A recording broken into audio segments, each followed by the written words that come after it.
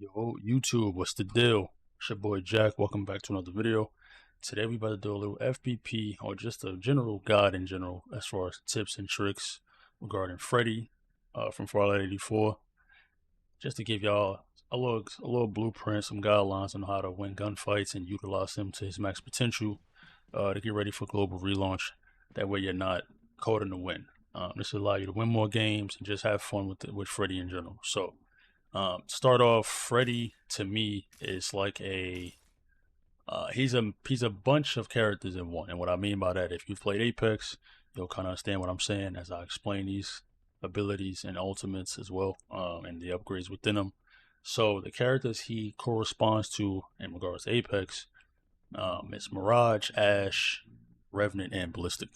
I know that's a lot, but he takes characteristics from those legends and puts them in his own kit. So while I'm on the topic of his kit, let's explain that. So first ability is his clone, pretty self-explanatory. He throws out a clone that you can then swap back to once, as long as the clone doesn't take damage or is destroyed. So you can ego chow, and you can swap back to that decoy. Now you're over here. You can either reset or do damage more this way. You can also throw that decoy in the middle of a fight and then use that as a redeploy tactic as well. The first upgrade for that clone is called a decoy radar ping. I won't be able to showcase that decoy radar ping in the range because the bots don't fire. But when you throw your decoy, so let's upgrade it. When you throw your decoy and that decoy either takes damage or is destroyed, your mini map will showcase where that enemy is that destroyed it. Pretty straightforward. Second upgrade is a synchronized trap. So essentially, when you throw a snare with this upgrade, when you throw a snare, your decoy also releases a snare as well. So if we upgrade that, you'll see how this looks. So right now, through my decoy, there's no snare active because I haven't thrown my snare yet. But once I throw the snare, my decoy mimics me. So now I have two snares. That can be pretty useful. For gunfights, so you want to snare more than one person, you can kind of use your decoy as a double snare. Second ability is called the electric snare. It's pretty much like an Ash tether, except it's more versatile. So it can tether from top to bottom, left to right, and it can also tether through objects. For example, if there's a person within this AoE, they will get tethered no matter where they are. So as long as they're in that AoE of that tether circle, whether they're above, below you, or like you're holding a door, it'll tether them, just like the Ash tier, except the vertical aspect is an extra bonus. Second upgrade is, the first upgrade is you'll get an extra tether, but the cooldown is increased. So the original cooldown is 10 seconds with 2 tethers. When you use both of them, it's now 20 seconds. So you get 2 snares, and now the cooldown is increased to like 24 seconds. Then the upgrade for that is whoever is in your tether or in your snare, they now take increased damage. So, for example, this is a kickback weapon, so I don't want to really use that. Let's use a base weapon. This is the Ranger, right?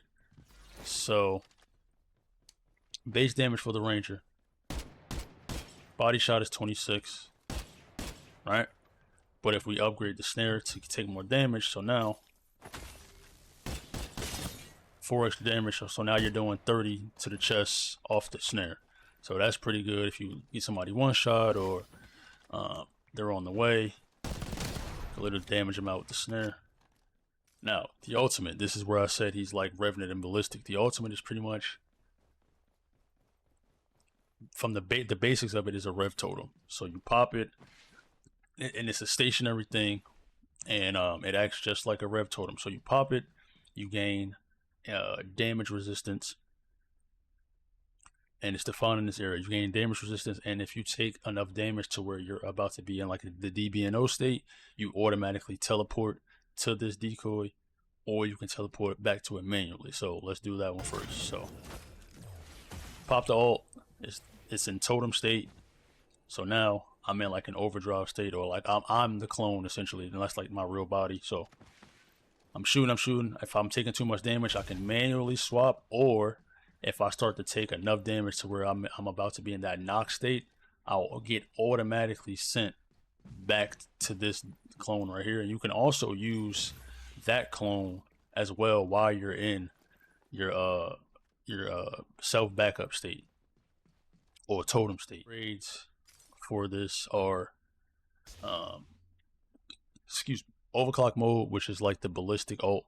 You'll get a boost to movement speed, which is reloading, weapon swap, sprint and slide speed as well, along with damage resistance. And then the second upgrade is you have the ability to frequently swap between the clones multiple times, but there's a cooldown within that. So not only is there a timer for the ult, but there's a cooldown for you to constantly swap. So let's say you pop ult and you take damage, you automatically get sent back. There'll be a cooldown once you reset and everything before you can actually get sent back again. So if you get knocked before that cooldown happens, you'll just be knocked. You won't automatically teleport back to the clone. So it's good to be mindful of how you kind of play that and everything like that. I'm gonna show y'all what build I like to run. So when I run Freddy, let's reset him and reboot him. I like to run this build right here. So I would do an extra snare with boosted damage per trap,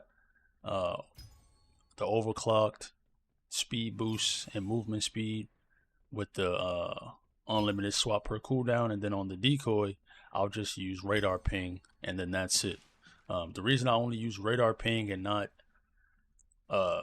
decoy releases a snare when I throw a snare is because I use the decoy mostly for repositioning. So I'll either use it mid-fight or I'll use it as a ego chow tactic. So I'll be ready to fight somebody, I'll place the clone there, I'll go fight, and if my teammate's right behind me, we'll kind of swap out. So I'll do damage, I'll swap, they push up while I reset, so on and so forth. And then of course with overclock mode, now I got sprint speed, reload speed, everything is enhanced. So now I'm reloading faster, I'm sliding faster, I'm sprinting faster, stuff like that, while also doing extra damage on the snare. So that also helps as well. So like also if I'm mid-fight, I can throw that decoy, get behind him, now I'm here, stuff like that. So I'll have some gameplay after we get out of here. I hope you guys enjoyed. If there's any other hero you want me to do a full deep dive in, let me know in the comment section below. And I'll get to it. I hope you guys are ready for Farlight 84 global launch. August 7th is the date that we all get to play. Like, share, comment, subscribe. Love y'all. Peace.